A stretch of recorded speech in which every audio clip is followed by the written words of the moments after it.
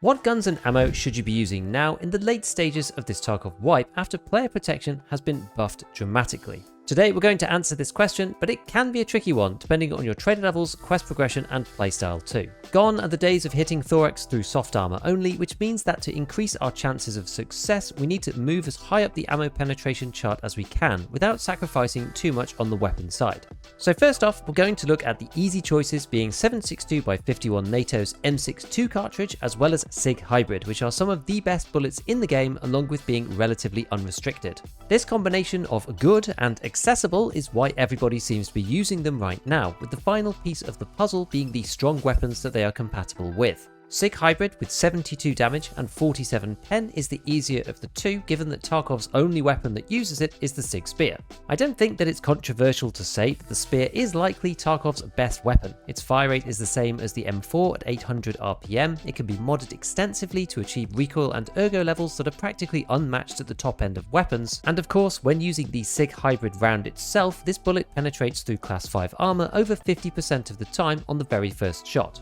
The only real downsides with it are firstly the cost, as to buy it from the traders you need to complete a ton of Lightkeeper tasks, and secondly is the mag size being limited to 25 at best. In terms of costs, this has come down a lot, as it's one of the few endgame guns available on the flea market. Previously the main source of this weapon was from marked rooms, but now that player gear can be resold on the flea, spears tend to churn around the flea market again and again and again, making them about 250k instead now rather than 500k like they were before. This is still a hefty cost before any modding, but with money free-flowing due to the Bitcoin prices this wipe, many players are using them without issue. As I said, Hybrid is a relatively unrestricted round. If you can get to Peacekeeper 4 at level 37, then you can buy this every reset for between $12 and $13 a bullet. So if you're willing to spend the money, you can get a hold of this one relatively easily. However, despite its decent performance, it is important to remember that Hybrid isn't the be-all and end-all of ammos. The 47 pen, while very good against class 5, has a very low chance to go through class 6 immediately, and with class 3 behind, the most likely shots to kill all to the chest is 5. This assumes that every single shot hits the thorax hitbox, which in practice, as we know, often doesn't happen. With the availability of barters such as the Cult Termite plate on Ragman 4, lots of players are wearing class 6 armor now, at least at the front, and with a mag size of 25 maximum, it can sometimes feel a little tight in messy fights. The issue with fighting against class 6 in general is that there are very few bullets these days that we can actually access with pen values to deal with class 6 easily, which is probably a good thing. We'll cover one of these shortly that is accessible because the rest are mostly fine in raid now, but first let's move on to probably the most popular cartridge right now, which is 7.62 NATO M62. With 79 damage and 44 pen, it's also purchasable directly on Peacekeeper 4 with no other requirements. This cartridge trades lower pen for slightly more damage and importantly more armor damage as well. What's interesting about M62 is that although it's beaten slightly by Sig Hybrid when facing class 5 due to the 3 pen difference, against class 6 it's actually the other way around. This is because neither are particularly good at dealing with class 6 on the first few hits, relying on wearing down the armor to get through, which M62 does a better job of. With this cartridge we have a much wider variety of weapons to pair it with, many of which are decent, such as the Scar H, the SA58, the SR25 and the RSAS. However, the choice du jour in the community at the moment is the Black MDR due to its relatively good recoil out of the box, high base ergonomics and accessibility in cache on Peacekeeper 4 after you've completed Wet Job 4. The MDR is hard to beat. I've analysed it in the past, and while you can match it on a few things such as ADS speed or recoil with other weapons, none of the others could get everything the MDR offers all at the same time. With its fire rate of 650 RPM, the time to kill on the MDR is technically slightly worse than the Spear, but on the flip side, in extended firefights, the 25 round magazines don't feel anywhere near as much of a problem. So, with the two meta ammos and weapons out of the way, let's have a look at a few other wildcard ammunitions that are also fairly unrestricted. The first one being 7.62x54R BT, available on Prapor 4 for the SVD, the SVT, AVT and PKM or PKP.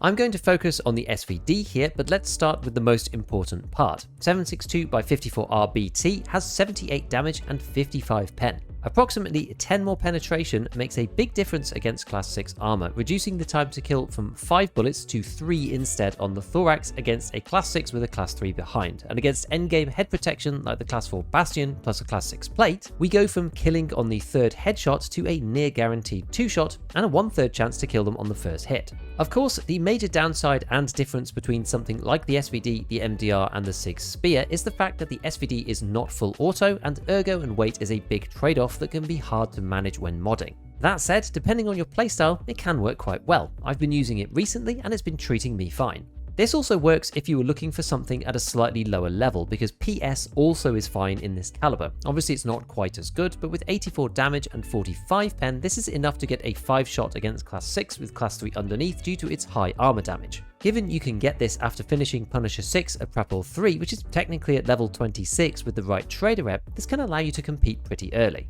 Once you reach Prapor 4 though, with global limits on ammo going away, you can get your trader allocation every reset, which makes it much easier to use BT and some of the other high-end ammos on the traders than it has been in the past, where they just used to sell out straight away.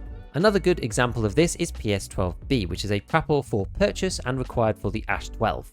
This option is much cheaper than the SVD usually, but I'm not a huge fan of the Ash really due to its weight, its slow projectile speed, its low fire rate and its massive recoil. Because the pen and armor damage is decent but not incredible, this matches our best rounds at 5 hits to kill on the thorax, but because of the weapon's handling, 5 hits is so much harder to pull off with the Ash than it is with, say, the Spear, so that's probably why I don't see many of them around. It will usually 3-shot players wearing class 5 armor though, which is still relatively common out in the raids. Hopping back over to Peacekeeper 4 again, we have CBJ for the MCX. This one is actually a very common tier 2 weapon choice, as again the ammo is unrestricted outside of trader level and it performs fairly well. With 58 damage and 43 pen, it's a little less powerful than those we've looked at already, but benchmarking it against the class 6 with class 3 underneath, this is only 6 hits versus 5 for the other equivalent choices, which is actually better than I thought it was going to be. The MCX is the first weapon in our list that bucks the trend of small magazines and lets you use 40s, 60s and even 100 rounders if you're a maniac. For solos, this can provide a lot of much needed firepower without having to reload all the time and is valuable in a team too for keeping on the pressure. The MCX used to get a bad rap for horizontal recoil, but in my experience this perception is going away as people use it more, as it's now very similar to the M4 after the recoil changes in patch 14. The actual recoil on the MCX can't get quite as low as some other guns due to its limited modding capacity, but it's certainly usable and I see loads of them about now. One final bullet to mention in this decent and unrestricted category is 7.62 PP. As this is a step down again at 55 damage and 41 pen, it ends up tipping into the 7 shots against the thorax against a 6+3 armor combo. The slightly worse performance here compounds with the typically low fire rate of the 7.62x39 weapons to make it feel a bit underwhelming at times, and indeed this caliber has fallen out of favour quite a bit at the time of recording. Is it usable? Sure, but the other choices we've looked at here are probably superior and will fare better against high-level PMCs. At this point, all of the rest of the good ammos are restricted in some way. Moving up from 54R BT to SNB, which is historically one of the best rounds in the entire game for the SVD, only requires that you complete Tarkov Shooter 7, which itself has no level requirement. This unlocks the craft in the level 3 workbench, although you have to subject yourself to bolt action torture to get there. Funnily enough, this unlocks 54R PS as well, although we already could get that at Prapor 3 after Punisher as we said before. The other Tarkov shooter unlock is at Shooter 3, which gives access to the 366 APM craft, although I don't think this one competes very well in the endgame due to the limited selection of weapons and lack of full auto that comes with it. For a moderate level of difficulty on access, we have M80. I put this here because Revision Lighthouse, the quest blocker, is not actually that easy to do if you're not good at Lighthouse because it's right in the rogue camp and loads of people end up with M62 on Peacekeeper 4 before ever completing this one. Given it's Peacekeeper 3 though, this is another of the few decent ammos prior to level 4 traders that can eventually get through higher tier armor due to good armor damage. Against class 6 with 3 behind, it's sort of surprising to see M80 take 6 shots against M62's 5, but again it's all down to whittling away durability instead of directly penning.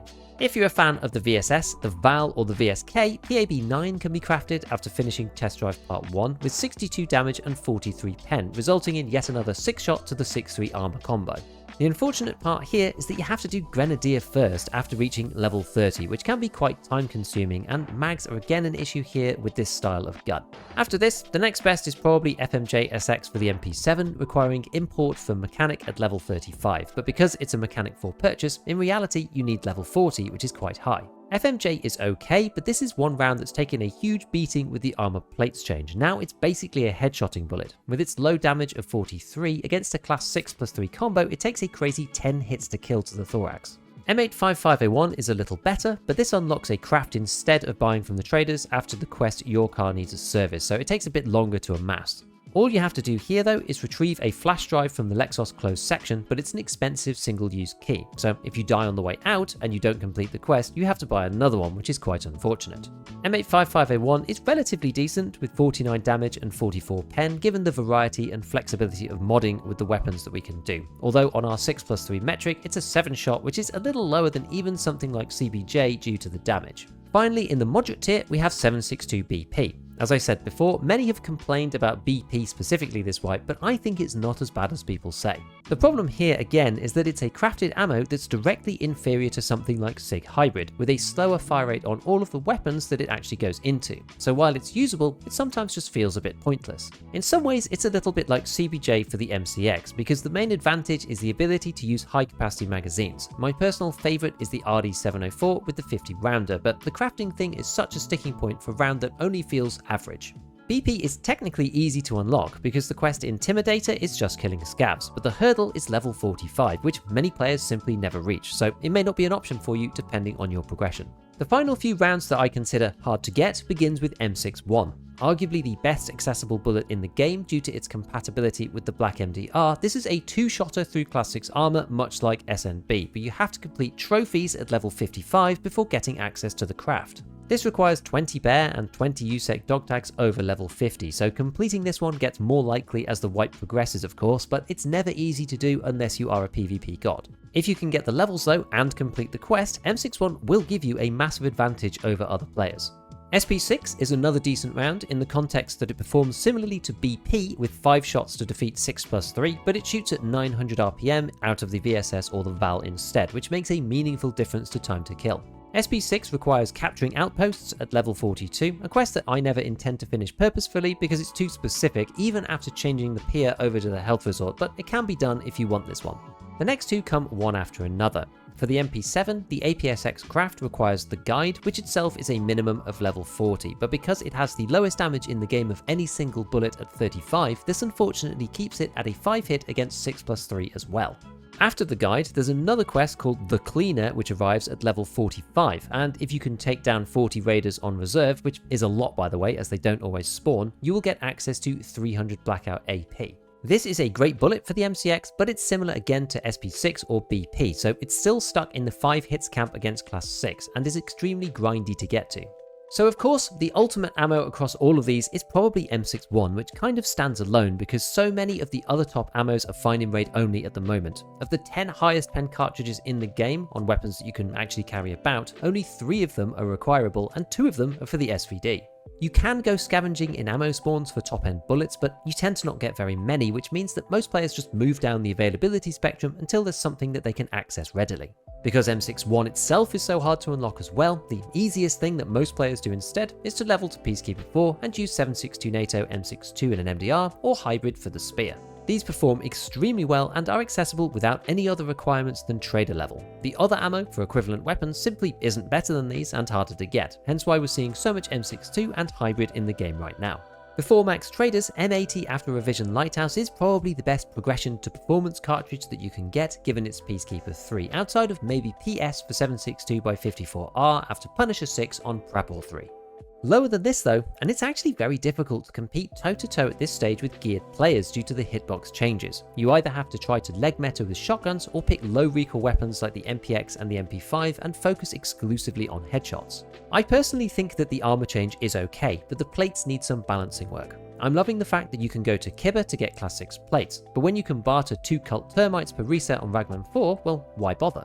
On this basis, class 6 front plates need to be more present in raid in some specific areas, just like Kibber, that require planning to get to, and reduced on the traders so you can't mindlessly run them every raid. I think this would also help to close the massive progression gap that has now appeared between lower level and inexperienced players and those with max traders. Of course, there will always be some gap, but I do think it's a little wide right now and too easy to run the meta gear every raid. Before we go, if you haven't checked out the channel's music yet on Spotify, we have 3 albums out, with the latest being Waterfalls, produced in conjunction with Low Wave Records, who make dedicated music for content creators and their audiences to use for free. You can help to support what I do simply by listening to it over on Spotify, much like it works here on YouTube.